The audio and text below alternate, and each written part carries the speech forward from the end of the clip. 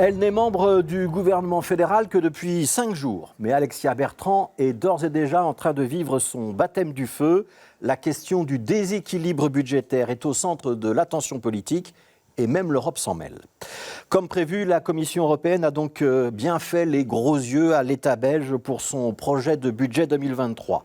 La Belgique ne respecte que partiellement les recommandations européennes, écrit la Commission. Partiellement, c'est une litote pour dire que nous sommes en train de sortir du cadre. Alors à ce stade, ce n'est pas encore la catastrophe, mais ça ressemble quand même à un sérieux avertissement.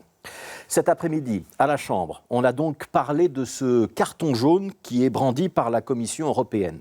Et des économistes représentants de cette commission sont même venus présenter leurs conclusions aux parlementaires. Les députés leur ont répondu. Alexia Bertrand a écouté le tout, avec des différences d'appréciation idéologiquement très marquées. On commence par le côté socialiste. Je ne vais pas m'attarder sur les présupposés idéologiques qui sous-tendent les avis de la Commission. Mais il ne serait pas inutile de rappeler qu'en 2 ans, nous avons subi 2 crises d'ampleur inattendues, que ça a un impact colossal sur nos finances publiques et notre économie. Et il ne faudrait pas que l'on souffre collectivement d'une forme d'amnésie en voulant revenir à une orthodoxie budgétaire et à ses conséquences qui seraient contre-productives.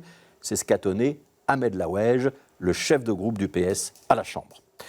Du côté des libéraux flamands, le député Christian Leysen a offert un tout autre son de cloche.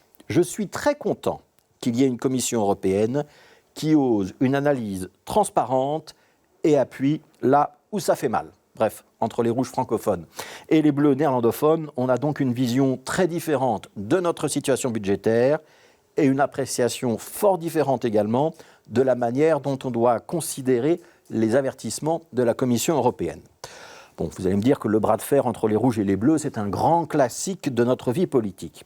Sauf que cet affrontement intervient quand même sur un budget qu'ils ont préparé ensemble, qui est déjà ficelé donc durablement depuis l'automne, et sur lequel il y a déjà eu, ces dernières semaines, des différences d'appréciation qualifiées d'erreurs matérielles entre le Premier ministre et la secrétaire d'État au budget, Eva De Blecker. Eva De Blecker a fini par démissionner, elle est désormais remplacée par Alexia Bertrand. C'est donc Alexia Bertrand qui va devoir répondre aux remarques de la Commission.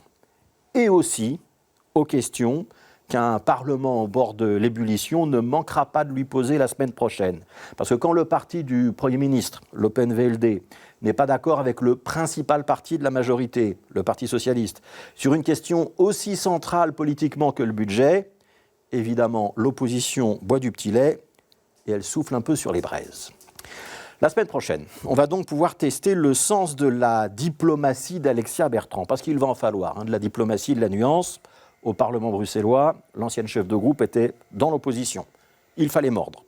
Maintenant qu'elle est dans un gouvernement, elle va se retrouver dans une double posture défensive. D'abord, elle va devoir défendre un budget qu'elle n'a pas vraiment fait. Et en plus, elle va devoir le faire sans mettre son partenaire socialiste en difficulté ou sans se le mettre à dos.